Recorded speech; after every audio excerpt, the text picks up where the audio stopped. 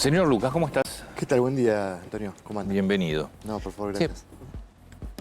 vamos a hablar de política, pero me gustaría preguntarte, contame el tema AFA. Bueno, lo primero para decir... Sobre política, ¿qué ves? ¿Sale el tema en los análisis políticos? Habrá que ver, después de todo este episodio que comienza con la decisión bastante polémica de AFA de entregarle este título resuelto en un escritorio a Central, lo que sí creo que hay que decir es que la política se involucra en el tema, porque es un tema de mucha preocupación ciudadana, ¿no? El fútbol es el deporte más importante de los argentinos, que concita la atención de la gran mayoría de los argentinos, y la figura de Tapia es una figura muy polémica, por todo lo que rodea a Tapia, por cómo llega a la AFA. Y creo que la AFA ha venido acumulando problemas en la organización del fútbol local, que empezó a trasuntar el enojo de los hinchas. Porque todo esto surge en un contexto en donde el malestar de los hinchas respecto de cómo se ha venido organizando el fútbol argentino ha estado, digamos, demostrado en las canchas, ¿no? Con muchos insultos. Entonces, creo que esto escala por estos errores de Tapia y de la AFA. Y bueno, creo que el gobierno encuentra una oportunidad para representar una demanda que es genuina de los hinchas, ¿no? Pero con límites, bueno, no te puedes meter tampoco. No, claro, pero sí, si uno pone el tema en la agenda, y eso ayuda a representar esa sensación que hay en la gran mayoría de los hinchas, me parece que es una forma también de ejercer la representación política, porque es una forma de presionar para que se produzcan cambios o para que eventualmente este tipo de circunstancias no ocurran, ¿no? Sobre todo el tema de los arbitrajes, que ha sido muy polémico en los últimos tiempos. Ahora, ¿no deja ser un tema estrictamente deportivo ese? Ahí es donde el gobierno tal vez le cueste meterse. En caso de que hubiera un caso de corrupción o algo, tal vez sería mucho más fácil que el gobierno pudiera intervenir, como hay una denuncia de la DGI, por ejemplo. Bueno, pero lo deportivo es difícil. Las derivaciones del caso, digamos, le agregan ese pliego más judicial. Pero también es cierto que Tapia es una figura política más allá del fútbol, ¿no? Bueno, el lugar de Grondona, el lugar, sin duda. Pero lo que quiero decir es que uno se va semanas, meses atrás y se encuentra con, por ejemplo, que Tapia firmó un convenio con Axel Kicillof en la provincia de Buenos Aires para explotar el Estadio Único. Bueno, lo que pasa es que también tiene un cargo político con el CEMSE. Sí. Tiene un cargo político. Es un dirigente que ha buscado la vinculación política con muchos actores. Muy buena relación con muchos intendentes del conurbano. Es decir, es una figura que también tiene conexiones políticas, y creo que eso le agrega ese matiz político que tiene hoy el caso y la figura, ¿no? Contame qué pensás de lo que viene. Bueno, viene una segunda mitad de mandato de un ciclo que, como consecuencia del buen resultado electoral, ha reducido el grado de incertidumbre. Uno se paraba a mirar este ciclo el 10 de diciembre del 2023 y el rango de incertidumbre era muy amplio, ¿no? Un presidente sin partido, que llega al poder solamente con 2 diputados, previos a la elección presidencial, sin experiencia, sin equipos, con un gran desafío económico. Uno tenía muchos interrogantes. Bueno, el gobierno atravesó la peor etapa del desafío económico y la logró sortear con éxito electoral, político electoral. Y esto, naturalmente, lo predispone de una manera muy distinta para encarar la segunda mitad de mandato. El gobierno salió fortalecido de la elección, claramente por la renovación legislativa. El gobierno gana mucho terreno en materia legislativa, pero salió legitimado de la elección. ¿Qué significa legitimado? Bueno, puesto sobre la mesa todas las alternativas, la principal mayoría se inclinó por darle continuidad y apoyo a este rumbo de gobierno, a este rumbo económico. Y eso tiene múltiples derivaciones. Fundamentalmente, alinea todos los incentivos del resto de los actores.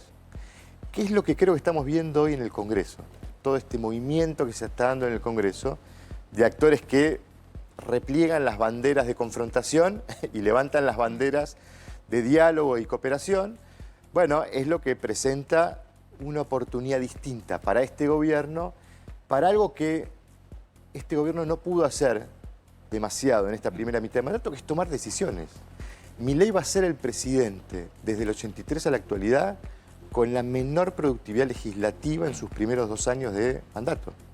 De hecho, este va a ser el año con la menor cantidad de leyes sacadas del Congreso por un ciclo presidencial, con lo cual esto es lo que cambia. Pasa que Esto tuvo es un lo que año muy cambia, ¿no? complejo. Sí.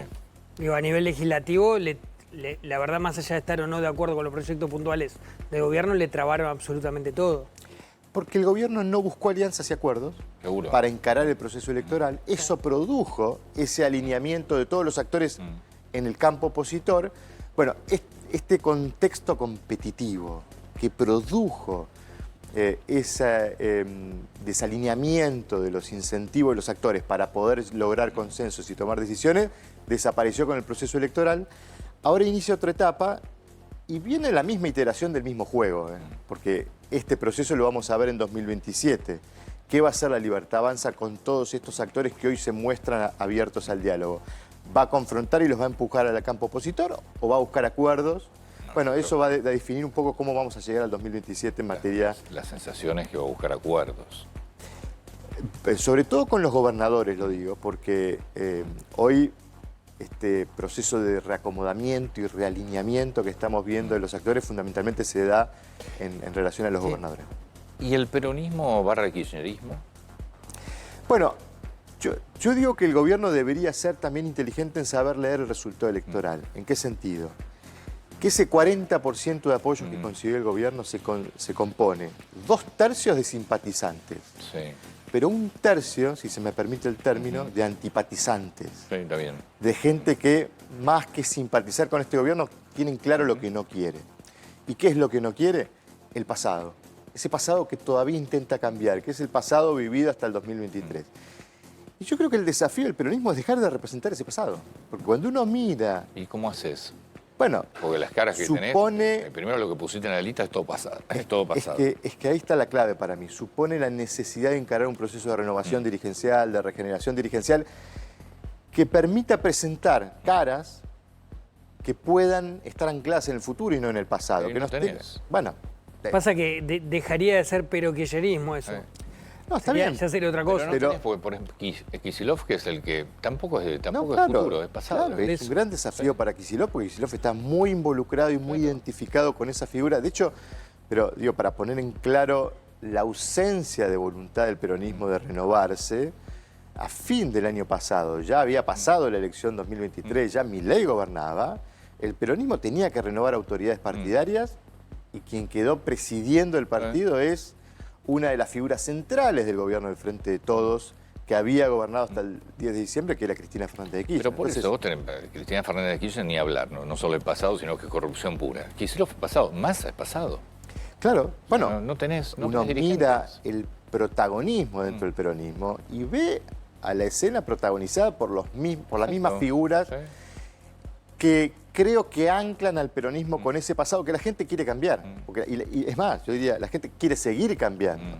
Porque la ratificación del rumbo de gobierno en algún punto es convalidar o revalidar los apoyos dados a Milei en 2023 para producir el cambio deseado por los argentinos, o por lo menos por una gran mayoría de los argentinos. Entonces, creo que ahí está el desafío del peronismo, que más allá de lo programático, más allá de del contenido que le ofrezca a la sociedad, creo que requiere caras nuevas, y eso es lo que todavía no se está viendo con claridad que ocurra.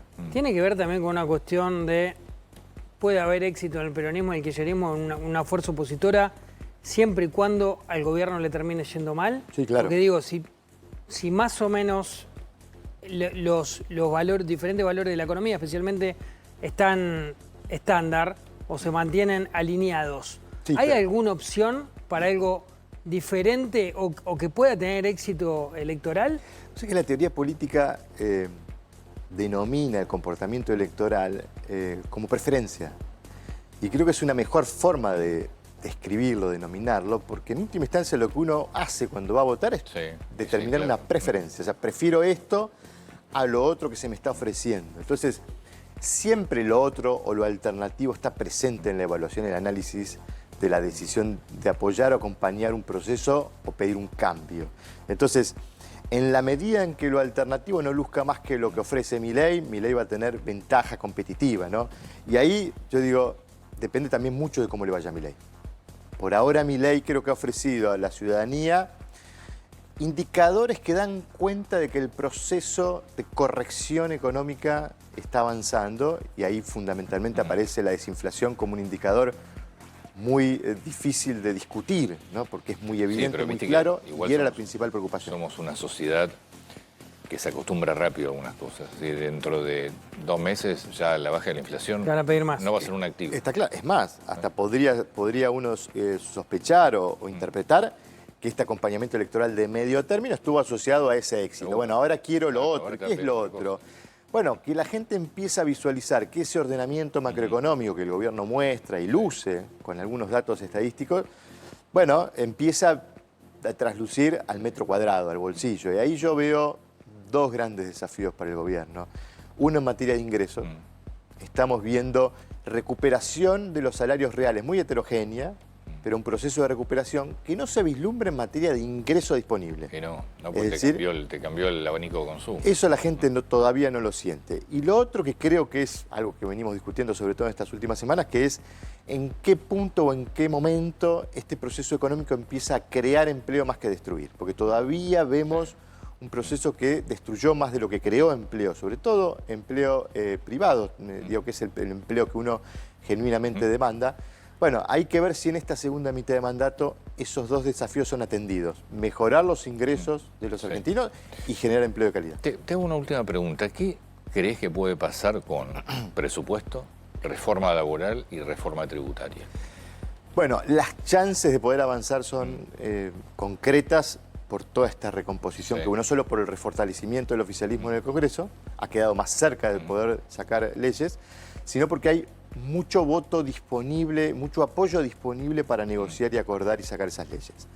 Creo que lo interesante para ver va a ser cuál es la estrategia o qué inteligencia tiene la estrategia del gobierno para negociar eso, porque el gobierno necesita el presupuesto, pero necesita también avanzar con otro tipo Seguro. de reformas. Bueno, hay que ver si puede lograr negociar todo junto, si es inteligente en ese sentido, si la oposición lo lleva a una negociación en etapas o en cuotas, Pareciera. que pareciera ser un poco lo que va a ocurrir, que puede ser un poco más caro, y hay que ver cuáles son los márgenes decisionales de negociación que tiene el gobierno, porque este es un gobierno que sigue con restricción presupuestaria. Así que habrá que ver, yo digo, no solo hay recursos monetarios para negociar, creo que el gobierno tiene una ventaja importante, es que hay otros recursos que no son monetarios, que también se pueden negociar. Designación de jueces, hay muchos cargos por cubrir, que son también de interés de los gobernadores, de interés genuino, ¿no? Porque la necesidad de cubrir un cargo de un juez federal es también la posibilidad de seguir combatiendo delitos en el territorio. Entonces, hay muchas cosas que se pueden negociar, muchas cosas sobre la mesa. Bueno, habrá que ver si el gobierno tiene la pericia y la inteligencia para negociar con éxito y poder sacar esas leyes. Lucas, muchas gracias. No, por favor, Muy un placer. atento.